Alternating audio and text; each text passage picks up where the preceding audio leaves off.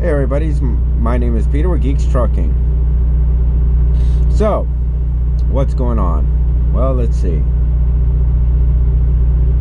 I've been getting really pretty decent paychecks lately. Most miles I've ran in the last few weeks is 2,600. But I am making over $1 per mile profit. So, that's really not so bad. What else is going on? I've been running up and over the Appalachians a lot. And in a little bit, I'm going to post a video for new drivers, something to think about. But I'm just going to say what I've been doing lately.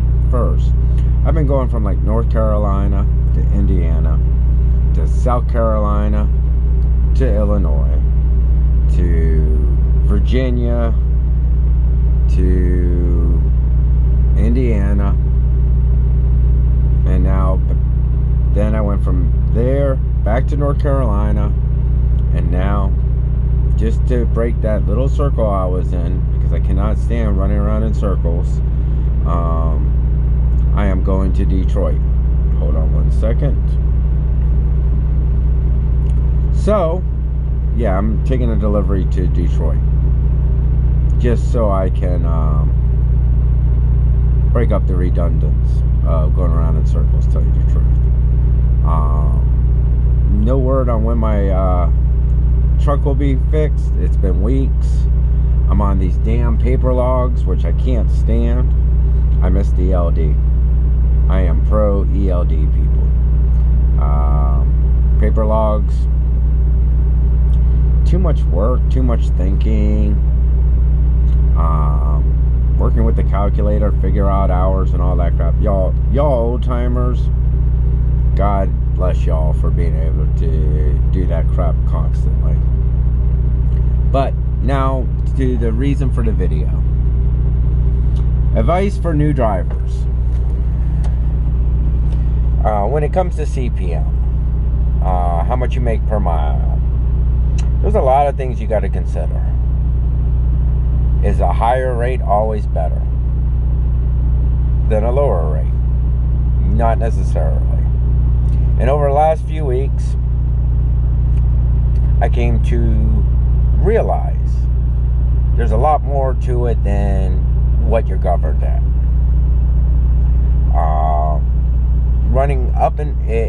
If you're running in an area where all you're doing is running up and down mountains all the time, like I have been for the last couple weeks, running up and over the Appalachians so many damn times it's not even funny.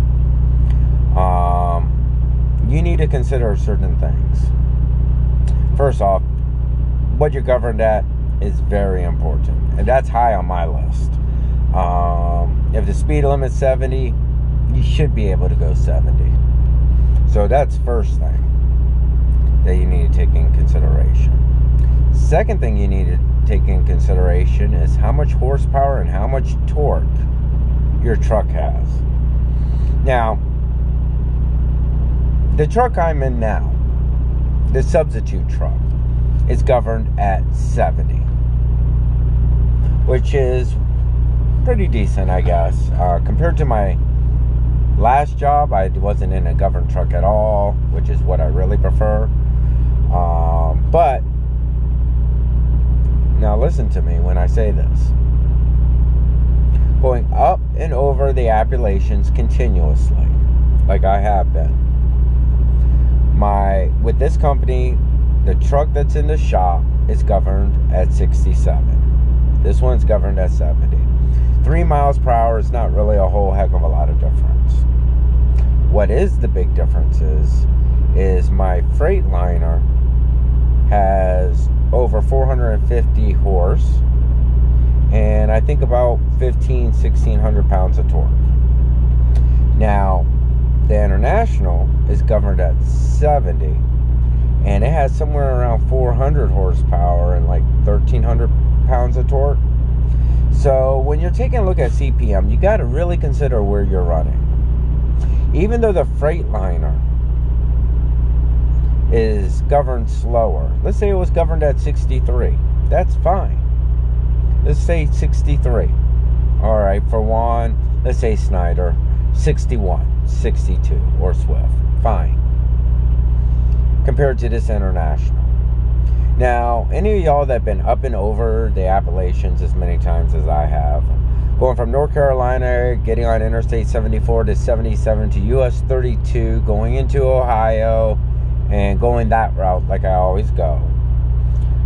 There's a lot of hills, small mountains. I will take the slower governed truck if it has more horsepower and torque than a higher governed truck. That's a good lesson. The Freightliner went up these mountains a hell of a lot faster, and when you're going up 77, you're going up in an angle, so you're really cutting through all the mountains and everything. So higher horsepower and more torque is actually better than a higher governed speed. So you got to know where you're going to run. It's something you should consider. For example, I don't know, if I was in the Midwest, Nevada, I don't know, Wyoming, certain areas, Utah and stuff like that, where for the most part you got decent hills, but it's pretty much flat, I'd take the International all day long, just because it's governed faster. Because on flatland, horsepower and torque, once you get going, doesn't really matter. But if you're doing the East Coast and you're jumping from Virginia, North Carolina, South Carolina into West Virginia, and even parts of Georgia and places like that where you're going up and over the Appalachians on a regular basis, I will take the horse power and the torque over the higher governed speed. Because you're only really making money on every mile. So if you're in a lower governed speed and you're at 79,000 pounds like I am, lower horsepower and lower torque, you're going to go up those mountains about 33, 34 miles per hour. But in a Freightliner, I'm going up them 45 to 48 miles per hour, or somewhere around there, maybe about 40 to 50 miles per hour. You're actually making more money. So you have to know where you're going to run. So if you're going to apply for a new job, or if you're thinking about coming into the trucking industry, I now will start asking questions like, what's it governed? Number one, what's the govern of the truck? What's the horsepower of the truck? What's the torque of the truck? Because all three of those things determine my paycheck for the most part, depending on where you're running. If you're running on the West Coast and you're going from California to Oregon, or Oregon to Nevada, or California to Nevada, and you got to go through Grants Pass and Donner and all those mountains and all that crap, again, horsepower, torque, govern. Not necessarily in those orders. The order I would actually do is torque, horsepower, govern. So it really just matters where you want to run. It sucks going up those mountains so damn slow, I'll tell you what. But with that being said, at least I'm not at 100,000+ pounds like I was a few months ago. Because even my last Freightliner for the last company, it was 475 horsepower with 1,800 pounds of torque, and I still went up them about 20 miles per hour when I was over 90,000 pounds. So there's just a little tidbit today for new drivers, something to think about for you old drivers. You're thinking about changing jobs. It's not all about how much you make per mile. It's how many miles you can run. So anyways, y'all be safe. Thank you for watching. If you have any questions for me, please send me an email at peter@geekslogic.com. Sorry, I am slightly tired.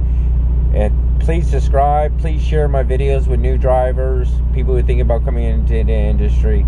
Anyways, y'all have a great night. Thank you. Bye.